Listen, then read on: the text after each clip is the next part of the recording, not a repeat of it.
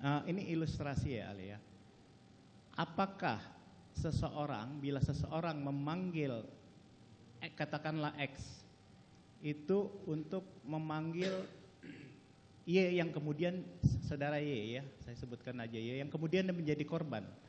Apakah seseorang yang memanggil X tersebut itu sudah terjadi meeting of mind?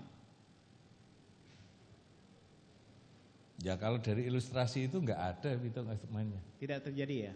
Karena hanya disuruh memanggil dan dia kemudian memanggil kan gitu. Ya, intinya seperti itu. Itu sudah terjadi, ada kehendak bersama seperti itu. Kehendak bersama untuk melakukan apa kan gitu. Kalau kehendaknya adalah untuk memanggil ya sampai di situ aja. Berarti kehendak bersama adalah menghadirkan orang yang dipanggil gitu. Tapi sesudah dipanggil mau apa dan mau diapakan itu kan masalah yang lain lagi. Oke, kalau di dalam suatu tempat kejadian pidana atau tempat peristiwa pidana, apabila seseorang sebelum terjadinya tindak pidana itu umpamanya melakukan satu tindakan seperti menutup pintu, menutup jendela, itu apakah itu dapat dihubungkan dengan sikap batin atau mens rea dari si yang melakukan menutup jendela itu?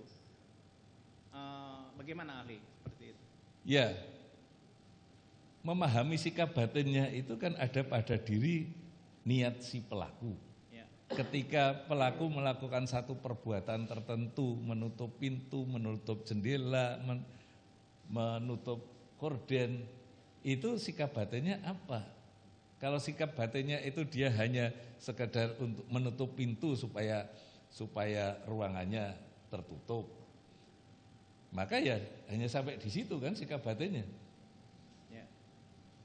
Tergantung apakah ada yang di luar itu kan menyangkut pembuktiannya yang lain mengenai sikap batinnya apa ketika menutup pintu gitu. Itulah yang harus dibuktikan, apakah menutup pintu itu ada kaitannya dengan perbuatan yang lain, itu kan sesuatu hal yang berbeda dengan sikap batin menutup pintu. Itu harus jelas seperti apa sikap batinnya. Oke, baik, terima kasih Ali, dilanjutkan sebentar. Dari penjelasan Pak Doktor terhadap penasihat hukum terkait keadaan tadi menutup pintu.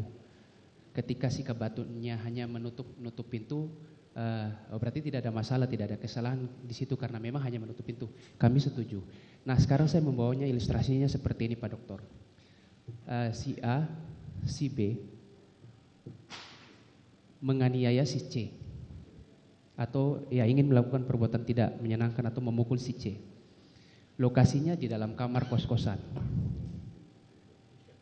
Nah, ketika si A akan memukul si C ini kan dia berteriak, ribut. Akhirnya si B ini dia menutup pintu, mengunci, semua ruang-ruang sekat yang ada udaranya dia tutup. Sikap batinnya agar teriakan korban si C ini tidak terdengar. Kalau sikap batinnya seperti itu, dia masuk tidak sama-sama atau berencana melakukan penganiayaan itu.